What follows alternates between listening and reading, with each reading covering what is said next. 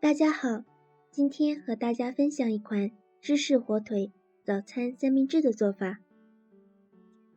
首先，我们需要准备面包片、鸡蛋、芝士、黄油、生菜、火腿、西红柿。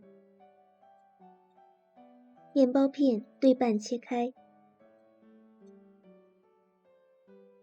西红柿切片，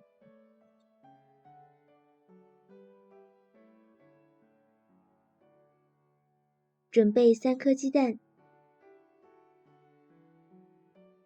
加入适量的盐，打散备用。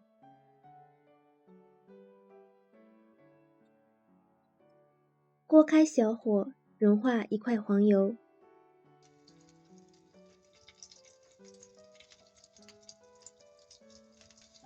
放入面包片，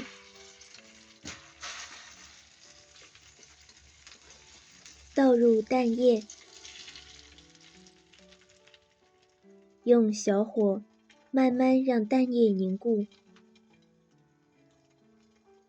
蛋液凝固后，放入生菜、